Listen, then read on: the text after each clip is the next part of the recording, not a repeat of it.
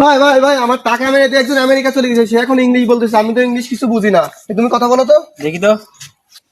How are you, man? Your destination of life of danger. You're cutting your money. You know the sad. Your money is back. You know that. Say. Oh yeah.